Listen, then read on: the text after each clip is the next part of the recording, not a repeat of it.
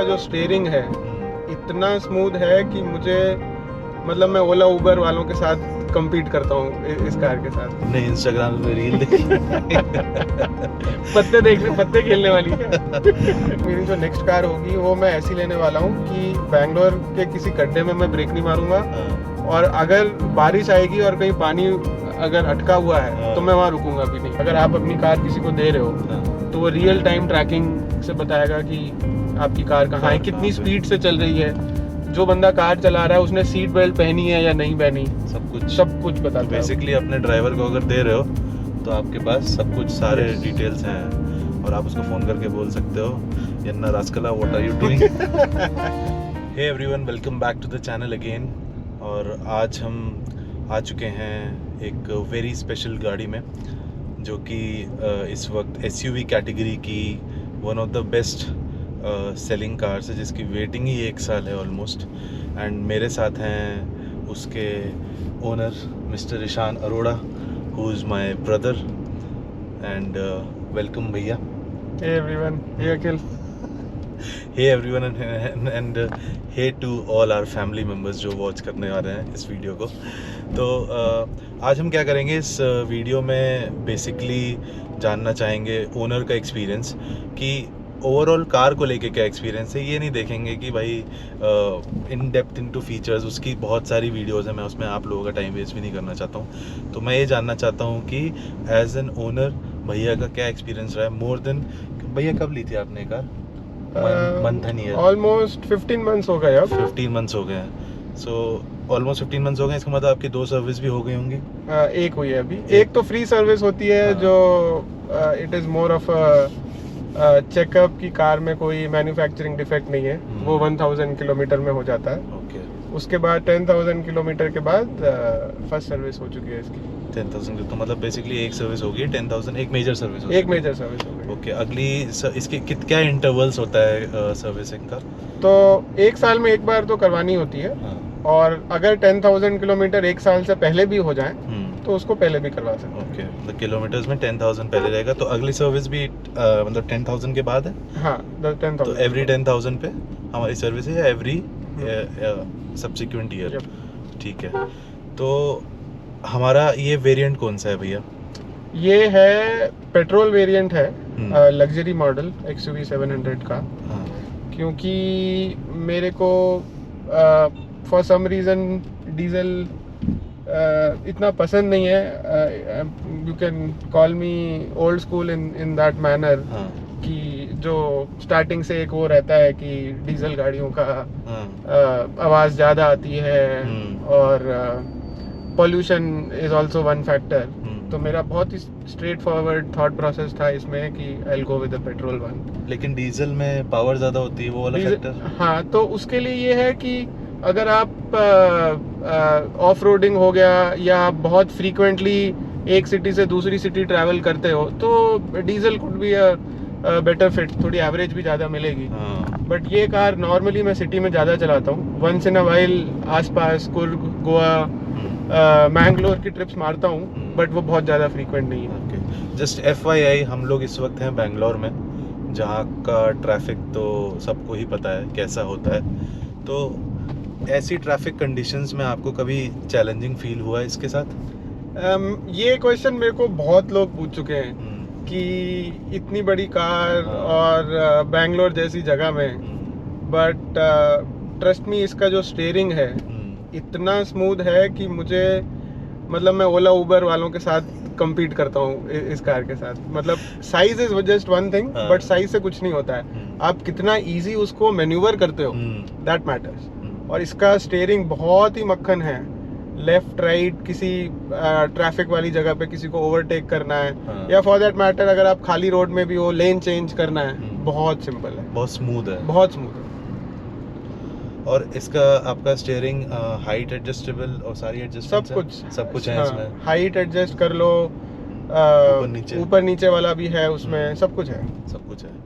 तो अब आगे हम बात करते हैं इसके माइलेज की। अब क्योंकि आपका कंडीशंस इतनी चैलेंजिंग है सिटी में बाकी वही ट्रैफिक है। और उसके बाद चलो एक आपका बेनिफिट ये है कि ये ऑटोमेटिक वेरिएंट है, तो आपको क्लच तो नहीं दबाना बार बार, यस। तो ये एक बेनिफिट है। लेकिन क्या उसका इफेक्ट माइलेज पे पड़ रहा है? सिटी कंडीशन से पहले बात करते हैं। बहुत ज़्यादा नहीं पड़ रहा है, क्योंकि नॉर्मली आप किसी भी मॉडल की एसयूवी उठा लो, सिटी के अंदर 9-10 से ज़्यादा कोई एसयूवी नहीं देती है। तो इसका जो अभी करंट एवरेज चल रहा है सिटी के अंदर वो है 9, तो which I would believe is pretty decent for an XUV, it's very decent. Yes.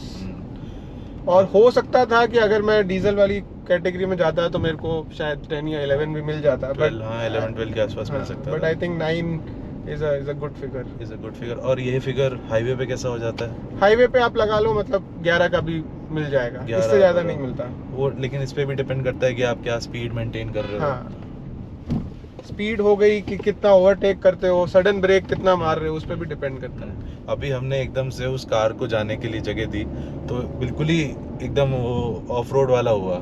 उसमें ये है कि गाड़ी उतनी शेक नहीं करती है, जो एक होता है ना वॉबलनेस फील हो रही है। वो बिल्कुल फील नहीं होता। और बैंगलोर जैसी जगह जहाँ पे मतलब आपको रोड कम दिखती है और गड्ढे ज़्यादा दिखते हैं, मैं तो कहीं ब्रेक मारता ही नहीं हूँ। मतलब मेरा एक बहुत ही सिंपल सा लॉजिक था कि मेरी जो नेक्स्ट कार होगी वो मैं ऐसी लेने वाला हूँ कि बैंगलोर के किसी गड्ढे में मैं ब्रेक नहीं मारूंगा, और अगर बारिश आएगी और कहीं पानी अगर अटका हुआ है तो मैं वहाँ रुकूंगा भी नहीं। और दोनों काम मेरे सॉल्व हो गए इस कार से। दोनों ही चीजें पूरी तरीके से सॉल्व। तो इसमें तो कोई भी अपनी छोटी कार फिट ही नहीं हो पाती। नहीं बिल्कुल भी नहीं होती। तो इस कार का ऑन रोड प्राइस कितना था भैया उस टाइम पे? जब मैंने लिया था इस बात को ऑलमोस्ट अब 15 महीने तो डिलीवरी को हो गए। बुकिंग उससे 4-5 महीना मैंने पहले ली थी। उस टाइम पे मैंने ली थी 28 पे। अच्छा। On road price. अब जाके same model petrol automatic luxury is around 31-32। और जब आपने बुकिंग करी थी वो तो 4-5 महीने लगे, मतलब इसकी वेटिंग तो उस समय 4-5 महीने थी। बुकिंग जब करी थी वेटिंग इसकी 1 साल ही थी। बट आई वाज लकी कि 5-6 महीने में मिल गई। तो ये तो है कि वेटिंग 1 साल ही, अभी भी 1 साल ही बोल रहे हैं। अभी भी 1 साल ही है। तो आपके लक के ऊपर है कि आपको कब कैसे मिल जाए। ठीक है। अब इसके अलावा गाड़ी, क्योंकि ये लग्जरी वेरिएंट है, तो लग्जरी वेरिएंट और नॉर्मल वेरिएंट में क्या मेजर डिफरेंसेस हैं? इंटीरियर्स का बहुत बड़ा फैक्टर है लग्जरी वेरिएंट में, क्योंकि इसकी जो ये पूरा लेदर कोटिंग जो है, इसको देख के एक अच्छी फीलिंग आती है कि जब आप ऑफिस से निकल रहे हो या ऑफिस की तरफ जा रहे हो, you get a good feeling कि बहुत अच्छी व्हीकल में आप ट्रैवल कर रहे हो। दूसरा, लग्जरी वेरिएंट में 2-3 फीचर्स हैं जो नॉन लग्जरी वाले वेरिएंट में नहीं है। ओके। तो मतलब कई सारे फीचर्स हमारे इसमें अलग हैं, और मेन जो फोकस आपका ये था कि प्रीमियमनेस मिले।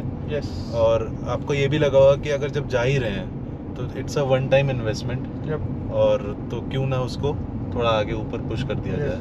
जैसे एडीएस है और कोलिजन डिटेक्शन, ये कुछ 1-2 फीचर्स थे जो नॉन लग्जरी वेरिएंट में नहीं आ रहे थे। अच्छा, इसका सनरूफ का कैसा आपको रिस्पांस लगा? मतलब पहली बात तो मैं ये जानना चाहता हूँ कि सनरूफ आप यूज़ करते हो? सनरूफ बहुत कम यूज़ करता हूँ। जैसे अभी हम एयरपोर्ट से घर की तरफ जा रहे हैं, तो रोड काफ़ी अच्छी है और वेदर भी काफ़ी अच्छा है। ऐसे केसेस में कभी कभी सनरूफ यूज़ करता हूँ, बट मेजरली सनरूफ का काम तभी आता है जब कोई घर से कजन्स आ रहे हैं या छोटे बच्चे हैं, उनको ऐसा व्यू दिखाने के लिए ओपन कर दिया। बट हाँ, डे टू डे यूज़ में नहीं होता है। बट कभी कभी अच्छा लगता है कि कुछ ऐसे फीचर्स होते हैं कि आप मतलब अगर 20-25 दिन में एक बार भी यूज़ करो तो ऐसा अच्छा लगता है कि हाँ, कार में कुछ है। चेंज। तो इसी बात पे सनरूफ का हैच ओपन करें इस तरफ से। ओके। तो इसमें दो फीचर्स हैं कि अभी तो कांच लगा हुआ दिख रहा है, दूसरा वाला भी ओपन करो तो वो कांच भी पीछे चला जाएगा। कांच को अभी नहीं खोलेंगे क्योंकि हवा आएगी। अच्छा, ये कैसे ऑपरेट हो रहा है मेरे को भी नहीं समझ में आ रहा। रुक जाओ, आप साइड में रुक जाओ। ओके, क्योंकि भाई ऑब्वियसली मेरा हाथ इस पे सेट नहीं है तो भाई यही बताएंगे। एंड हमने हमने साइड में गाड़ी रोक दी है। तो सिंपल राइट लेफ्ट तो था ही, हाँ इसको लॉन्ग प्रेस करो अगर अंदर से, हाँ हाँ, तो नाउ यू कैन सी कि इसका ग्लास भी ओपन हो गया, निकल गया है पूरा। बहुत जबरदस्त स्पेस है यार, 2-3 लोग आराम से आराम से सही है। तो अभी इसको अंदर से लॉन्ग प्रेस किया था, हाँ। तो ये हुआ था, अब इसी को वहीं से वापस। ओके, तो ये हमारा सनरूफ हो गई बंद। और अगर ये पूरा पीछे ये मैक्सिमम गया था, हाँ ये और भी जाएगा? नहीं, और नहीं जाएगा, तभी वो ओपन हो गई। अगर इसको बंद करना है कैसे होगा? अच्छा, पूरा अंदर से। Okay cool. तो ये एक हमारा व्हाट डू यू से कि कह सकते हो एंटरटेनमेंट वाला फीचर हो गया, जो कि आप कभी कभी यूज़ कर सकते हो। कई सारी गाड़ियों में है, लेकिन इसका काफ़ी ज़्यादा बड़ा है। कुछ कार्स में वो सिर्फ इतना सा रहता है, आगे से रहता है, वो सिर्फ ऐसी मतलब वो तो शो ऑफ के लिए है कि आप बस खोल लो, कुछ कर नहीं सकते उसका। बट फॉर अ चेंज ये जैसे कि भैया ने कहा कि कभी कभी 20-25 दिनों में, या फिर आपके फैमिली मेम्बर्स आए, कजन्स आए, तो उनके लिए काफ़ी अच्छा रहेगा। ओके, तो ये तो एक ऐसा फीचर है जो ऑप्शनल है, मतलब हर किसी की पर्सनल चॉइस हो सकती है कैसा लग रहा है। आपने मेरे को बताया कि इसका जो कोलिजन डिटेक्टिंग फीचर है, एडास है, ये सब है, ये मुझे ऐसा लगता है कि चलो अपना बुक में तो बहुत अच्छा लग रहा है कि अरे कोलिजन डिटेक्टिंग है, गाड़ी जैसी कोई सामने अचानक आएगा तो आपको वाइब्रेशन सब कुछ फील होगा, लेकिन प्रैक्टिकल लाइफ में क्या वो इतना यूज़फुल हुआ? तो कोलिजन से स्टार्ट करते हैं। हाँ। कोलिजन डिटेक्शन मेरा तो मतलब रोज काम आता है। अच्छा। स्पेशली बैंगलोर के ट्रैफिक में। आई एम अज्यूमिंग अगर हमारे व्यूअर्स अगर उनमें से कोई बैंगलोर से हैं तो they can relate it better. Bangalore के ऑटो वाले जो होते हैं वो जिस हिसाब से कट मारते हैं आगे से या आपको ओवरटेक करेंगे, उसमें अगर आप डेली ड्राइव करते हो 1 या 2 बार कोलिजन डिटेक्शन एक्टिवेट होता ही है फॉर श्योर। तो मैंने इसको अभी मीडियम वाले मोड पे सेट किया हुआ है। अच्छा। कि मेरे को मतलब इतना ज़्यादा कार को ऑटोनॉमी नहीं देनी है कि कार मेरे बिहाफ पे ब्रेक मारे। हाँ। तो मैंने उसको मीडियम मोड पे सेट किया है। तो जब भी ऐसा कुछ होता है कि कार डिटेक्ट करती है कि कोलिजन होने वाला है, तो एक स्टीयरिंग पे वाइब्रेशन आता है और ब्रेक भी अप्लाई करती है थोड़ी सी, बहुत ज़्यादा नहीं। तो वो बस आपको एक मैसेज दे रही है कि कुछ होने वाला है और अब आप आगे आप संभालो। वो आपको रिएक्ट करने का वो दे देती है कि भाई तुम्हें रिएक्ट करना है। यस। ओके, तो ये कोलिजन डिटेक्टिंग हो गया। तो कभी इसमें ऐसा हुआ है कि आपको ऐसा लगा कि भाई ज़रूरत नहीं थी, या ये केवल उसी टाइम पे ही एक्टिवेट होता है जब बहुत क्लोज होते हो आप किसी क्लोज से फर्क नहीं पड़ता। आप उसके पास अगर क्लोज भी हो गए और फॉर सम रीजन अगर आप अटेंटिव नहीं हो तो कोलिजन तो होगा ही फॉर श्योर। इसमें फ़र्क ये पड़ता है कि अगर आप किसी व्हीकल के क्लोज हो और आपकी स्पीड थोड़ी सी तेज़ है और सामने वाले की स्पीड कम है, आपकी ज़्यादा है और कोलिजन होने के चांसेस हैं, तो ये एक्टिवेट होता है। सो डिस्टेंस से फ़र्क नहीं पड़ता।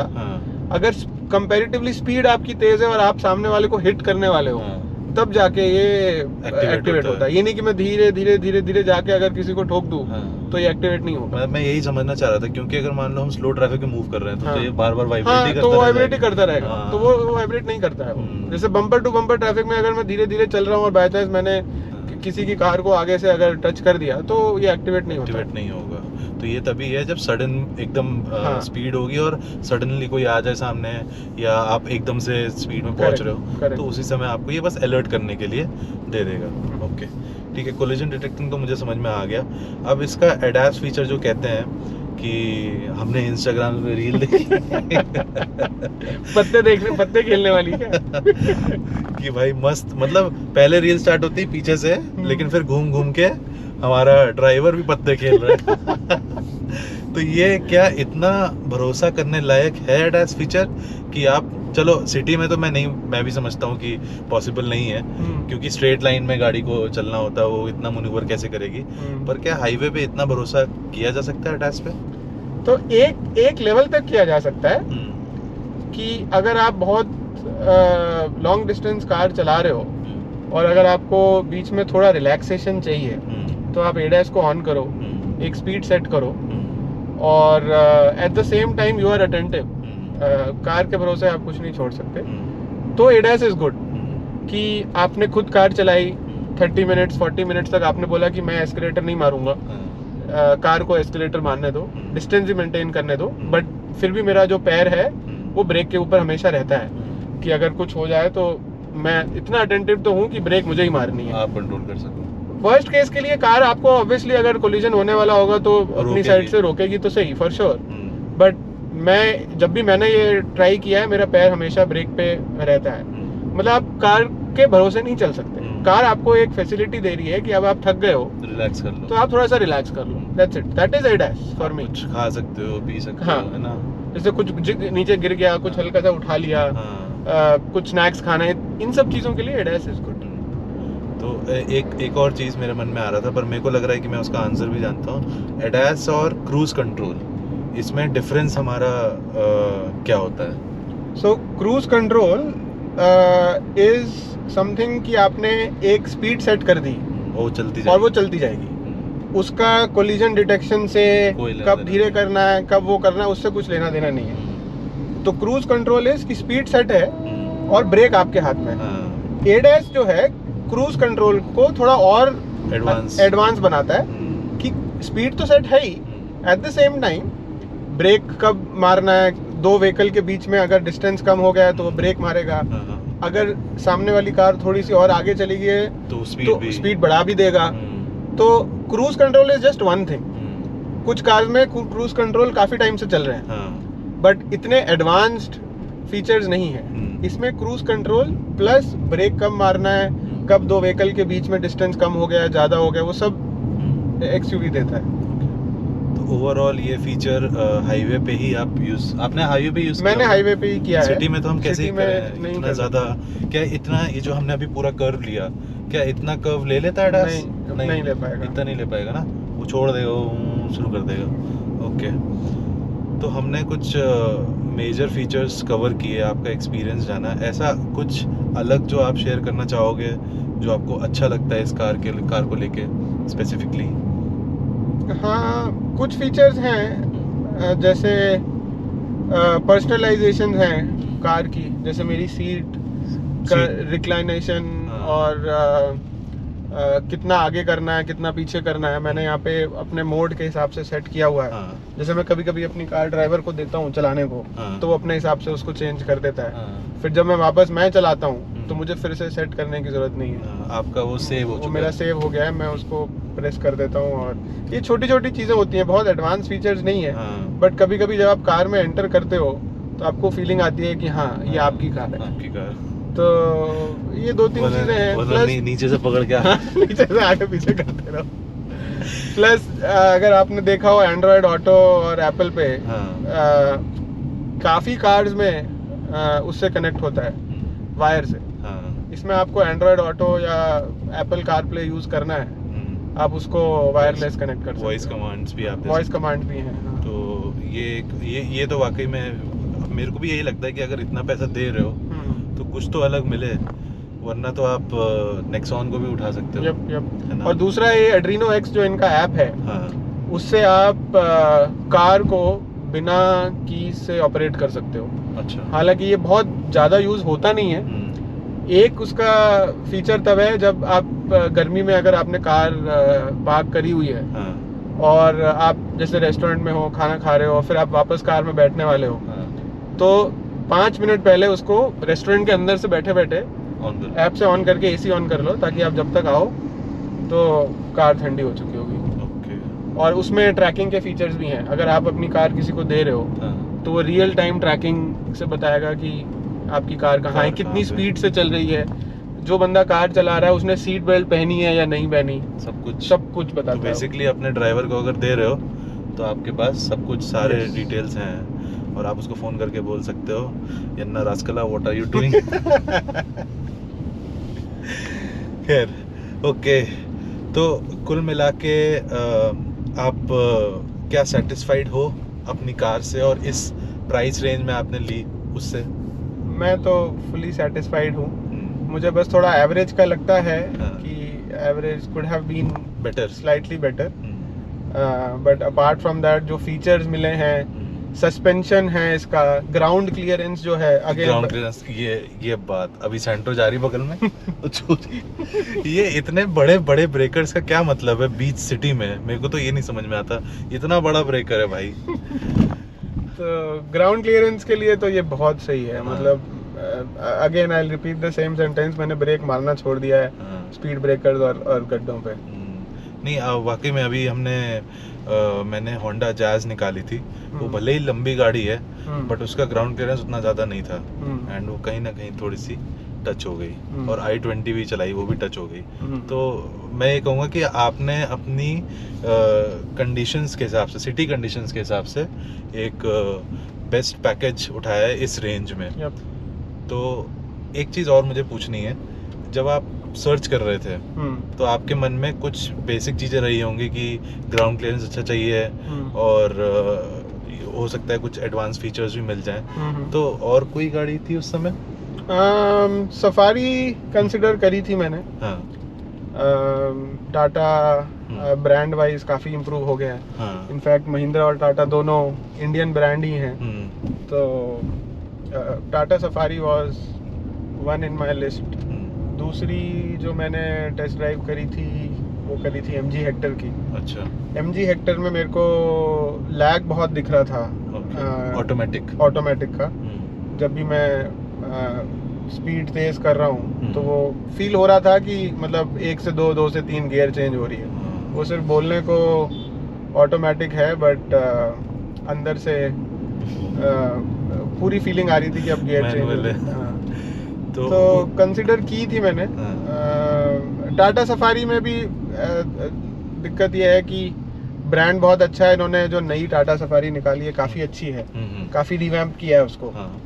बट मेरे को ये था कि लेट्स ट्राई समथिंग न्यू, क्योंकि महिंद्रा जो ये सारे फीचर्स डाल रही है उसमें एक वो प्राउड वाली फीलिंग भी आती है कि अगर आपको ये सब फीचर सिर्फ बाहर की गाड़ियों में ही देखा है आपने पहले तो व्हाई नॉट ट्राई दिस। आपको ये जो खासकर मेमोरी वाले सब मर्सिडीज और ये मर्सिडीज BMW में ही मिलते थे।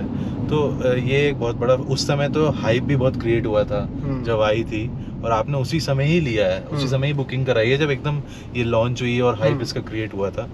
तो मतलब मुझे भी यही लगता है कि पैकेज में तो यही बेस्ट थी। फॉर्च्यूनर आपने देखी थी? फॉर्च्यूनर देखी थी मैंने। मेरे थोड़े बजट से ज़्यादा थी, बहुत ज़्यादा है। हाँ 40-42 तो सिर्फ उसका बेस प्राइस ही था बैंगलोर में इधर, और उसके ऊपर और ऑन रोड प्राइस थोड़ा सा और ज़्यादा आता। तो मैं गया था देखने बट मेरी रेंज से थोड़ी। क्या उसके फीचर्स देखे थे? कुछ फीचर्स उसमें ऐसा एक्स्ट्रावेगेंजा था? नहीं, उसमें कुछ ऐसे एडवांस फीचर्स नहीं थे। लग्जरी फीलिंग है जो फॉर्च्यूनर की भी हाई एंड मॉडल्स जो है लग्जरी मॉडल्स हैं, लग्जरी फीलिंग पूरी आएगी आपको। और ग्राउंड क्लियरेंस की तो बात ही नहीं कर सकते, वो तो इससे ज़्यादा अच्छा ग्राउंड क्लियरेंस है उसका। But features wise I don't think so कोई बहुत ज़्यादा फीचर्स थे उसमें। प्लस ये था कि कुछ उस टाइम पे ऐसा अलग लो, जो अब इतना पैसा लग ही रहा है तो कुछ अलग भी हो जाए जो हाइप क्रिएट करे। दोस्तों के बीच में भौकाल बनाया मुझे मजबूर करे कि मैं वीडियो बना हालांकि वीडियो काफ़ी लेट आई बट स्टिल। तो ओवरऑल एक्सपीरियंस गाड़ी का अच्छा है, बस mileage could have been better. और अच्छा, सर्विस एक्सपीरियंस कैसा था जब आप मेजर सर्विस कराने गए? हाउ वाज देयर रिस्पांस और कितनी जल्दी और स्मूथली सब कुछ किया? तो सर्विस का भी इन्होंने काफ़ी अच्छा सिस्टम बना रखा है। The app which I was telling you, उस ऐप में, ये दूसरा ऐप है by the way, with you हमेशा करके। विद यू हमेशा, हाँ। तो उसमें आपको मतलब किसी को कॉल नहीं करना है कि मैं इतने बजे आऊँगा, स्लॉट अवेलेबल है या नहीं। अच्छा। ऐप में आप बुकिंग किस दिन आना है, स्लॉट बुक करके, बुकिंग करके व्हीकल ड्रॉप करके आओ। अच्छा। सर्विस से मेरे को सिर्फ एक चीज़ है, और ये सेम फीडबैक मैंने वीडियोस में भी सुना है काफ़ी लोगों से, कि जो महिंद्रा के पास जो क्लीनिंग करने का जो सेटअप है वो बहुत अच्छा नहीं है। But service wise I was satisfied, but when it comes to deep cleaning या जैसे आई हैव अ डॉग, तो उसके बाल इधर उधर अटके रहते थे और मैं उनको बोल के आया था कि मेरे को पूरा अच्छे से क्लीन करके देना, तो वो ये लोग नहीं कर पाए इतने अच्छे से। तो क्लीनिंग का आई थिंक इतना अच्छा एक्सपीरियंस नहीं था मेरा, बट ओवरऑल वेटिंग टाइम हो गया या सब कुछ आजकल वो ऐप से इन्होंने वो कंट्रोल किया हुआ है, ऑल ऑफ दैट। ये एक बहुत बड़ा फैक्टर है, क्योंकि जैसे अब मैं भी कार पे जाता हूँ, मेरी हुंडई की कार है, तो पहले मैं वहाँ जाऊँगा, लाइन लगाऊंगा, हाँ, वो सब अंदर करेगा, एंट्री करेगा, सब कुछ नहीं, तो सब इन्होंने अच्छा स्ट्रीमलाइन कर दिया। तो if you take this luxury package और इतनी लग्जरी कार, तो you can save your time as well. तो ओवरऑल हमने इतने सारे पॉइंट्स कवर किए और जाना एक्सपीरियंस कार का। मेरे को जो पर्सनली फीलिंग थी और जब ये कार लॉन्च हुई थी, तो यही था मेरे को कि इस पैकेज में काफ़ी अच्छी थी। हालांकि मुझे लेनी नहीं थी, लेकिन मैं फिर भी इतना ज़्यादा घुस के देख रहा था उस समय जब ये लॉन्च हुई तो हर कोई यही कह रहा, अरे यार क्या गाड़ी है, क्या फीचर है, हाँ ठीक है, आगे क्या लेना नहीं लेना। तो हमारा जो driving comfort as a driver तो है ही, साथ में जो अपना, जैसे मैं बैठा हूँ आपके बगल में, तो मुझे भी अच्छा खासा, भी मैं अगर पूरी सीट आगे भी कर लूँ तो भी मैं कंफर्टेबली अपना पैर ऊपर कर सकता हूँ और आराम से बैठ सकता हूँ, इतनी जगह है इसमें। तो पीछे वालों के लिए भी और एज अ को राइडर आपको कंफर्ट बहुत अच्छा मिल रहा है, जो कि मिलना चाहिए अगर आप इतना पैसा लगा रहे हो। उसके बाद अभी हम लोग ऑलमोस्ट कितना, हमने 75 किलोमीटर दूर हम गए थे रिजॉर्ट पे, और हम लोग टू एंड फ्रो कई हमारे चक्कर लगे, उसमें सामान भी खूब सारा गया, जिसमें अखिल तुमने 130 की बीच में क्रूजिंग भी करी है। हाँ, हमने कुछ ऐसा सामान कैरी किया जो प्रमोट नहीं कर सकते उसको, तो खनखनाहट की आवाज़ें आ रही थी 130 140 की स्पीड पे गाड़ी भी चल रही थी, जस्ट टू टेस्ट, ऐसा नहीं कि भगाने के चक्कर में, जस्ट टू टेस्ट कि गाड़ी कितना ज़्यादा स्टेबल है। और वाकई में मैं उसमें इम्प्रेस था कि बिल्कुल ही स्टेबिलिटी के साथ इसने हमारे कीमती सामान को बचा के रखा, जो कि हमारे लिए, हम उसके लिए इतना लंबा हम लोग गए। तो ओवरऑल मैं भी ये कहूँगा कि जैसे आपने अपना एक्सपीरियंस शेयर किया, मैं उससे रिलेट ही करूँगा कि हाँ, गाड़ी का जो ओवरऑल एक्सपीरियंस है वो काफ़ी अच्छा है। इसके अलावा अब मोस्ट ऑफ द थिंग हमने कवर कर लिए हैं। कुछ बचा है आपके लिए कहना? आपको कुछ कहना है अलग से? नहीं, मतलब it's a good package. Comfort का जो डिस्कशन चल रहा था, just one thing to add, पीछे की जो 2 सीट हैं, because it's a 7 seater car, वो अगर यूज होती हैं तो लगेज रखने की जगह थोड़ी कम है। तो अगर आप इसको फॉर्च्यूनर या indica, sorry not indica, Innova से अगर आप कंपेयर कर रहे हो कि 7 लोग बैठ भी जाएं और पीछे लगेज भी लोड हो जाए, तो वो नहीं हो पाएगा इसमें। तो इसमें ये एक थोड़ा सा चैलेंजिंग पॉइंट रहेगा कि अगर आपको सामान बहुत सारा डालना है, मान लो 7 लोग हैं और 7 लोगों का सामान पूरा डालना है, 7 अटैची आ जाएं, तो वो नहीं हो पाएगा। आपको लोग 5 करने पड़ेंगे, उनकी 6-7 अटैची आ सकती हैं, वो हमने किया भी था। लेकिन 7 लोग और 7-8 अटैची वो नहीं हो पाएगी, और हमारे साथ वो भी चैलेंज होगा क्योंकि हमें जाना तो ये कुछ छोटे छोटे पॉइंट्स हैं। एक माइलेज थोड़ा सा बेटर लग सकता था एज पर ओनर एक्सपीरियंस, और साथ में अपना ये तो चलो सीटिंग का तो कभी कभी ही चैलेंज होता है, क्योंकि घर में कितने लोग आ रहे हैं उस पर होता है, तो ये तो उस पर बेस्ड है। बाकी छोटे मोटे और फीचर्स हैं जो कुछ कार में होते हैं, कुछ कार में नहीं होते। जैसे अगर अब फीचर्स का अगर हमको ज़बरदस्ती लिस्ट अगर बढ़ानी है या कम करनी है, तो अब उसमें कुछ लोग ये भी बोलते हैं कि इसमें सीट में वो नहीं है, एसी जो आता है जिससे सीट वो हो जाती है, वेंटिलेटेड सीट नहीं है। अब वेंटिलेटेड सीट क्या ही करनी है, मतलब बहुत ज़्यादा अगर ज़रूरत है तो मतलब घर में बैठ के हीटर यूज कर तो हाँ, ऐसे 1-2 फीचर्स हैं जो आई वुड से कुछ कार में होते हैं, कुछ कार में नहीं होते, बट मैं उनको ऐसा डिसएडवांटेज की तरह ट्रीट नहीं करता। मैं वही कहूँगा कि देखो, ये पैकेज ऐसा है कि आपको डिसाइड करना है कि भाई आपके लिए क्या क्या सूट कर रहा है, क्या क्या बैठ रहा है। अभी क्या बोलते हैं, टाटा नेक्सॉन में यहाँ पे डैशबोर्ड में ठंडा करता है तो वो फीचर हर किसी के लिए थोड़ी ना है, वो शौकीन लोगों के लिए है। तो हम वो फीचर चाहते हैं तो भाई टाटा नेक्सॉन पे जाओ। अगर आपको वेंटिलेटेड सीट्स नहीं चाहिए और आपको एक्सपीरियंस बहुत अच्छा चाहिए विद लग्जरी फीचर्स, हालांकि कंपैरिजन नहीं है उन दोनों कार का, पर बस एक एग्जांपल के उस पर, तो ये आपका पैकेज है कि आपको डिसाइड करना है कि भाई मेरा ये चीज़ें, ये रिक्वायरमेंट्स हैं और ये तो मुझे चाहिए ही चाहिए। तो जैसे भैया की रिक्वायरमेंट सेट थी कि मुझे ये तो चाहिए चाहिए कि अभी मैं ब्रेकर पे आ रहा हूँ तो मुझे ब्रेक ना लगाना पड़े। भैया ने ब्रेक लगाया, बट अगले ब्रेकर पे कैमरे को भी बचाना है हमें, तो खैर तो ये कुछ रिक्वायरमेंट्स है, आप उसके हिसाब से अपना डिसीजन ले सकते हो। बाकी इसके अलावा आपके कुछ क्वेश्चंस हो XUV 700 को लेके तो आप पूछो, मैं भैया से पूछ के उसके आंसर आपको दूंगा। इसके अलावा वीडियो बहुत लंबी हो गई है, लेकिन आप वीडियो को देखना ज़रूर। आपने जितना भी स्किप किया है मैं उसको पार्ट्स में डिवाइड कर दूंगा कि कौन से पार्ट में क्या क्या है, तो उससे आप देख सकते हो अच्छे एक्सपीरियंस के लिए। ओवरऑल एक्सपीरियंस अच्छा रहा, हमने सारे फीचर्स कवर कर लिए होपफुली। अभी इन डेप्थ हम बहुत सारी चीज़ें ऐसे नहीं, एंड्रॉयड को नहीं दिखाएंगे कि भाई एंड्रॉयड ऑटो प्ले अपना कैसे काम करता है, एप्पल कार प्ले कैसे काम करता है। ये थी हमारी वीडियो XUV 700 की। थैंक यू सो मच भैया। Sir thank you Akhil for having me. और हमारे फ़ोन भी आ गए हैं घर से, तो हम बहुत जल्द घर पहुंचने वाले हैं। तो thank you so much for watching this video. Bye bye, take care, goodbye, and do let us know in comment section की वीडियो कैसी लगी और आप क्या क्या जानना चाहते हो इस कार के बारे में। Thank you so much, bye bye. तो ये शॉट हम केवल इसलिए ले रहे हैं क्योंकि हमको कूल दिखना है, कूल दिखने के लिए सिर्फ इंट्रो में डाल दो। सिर्फ इंट्रो में डाल दूँ।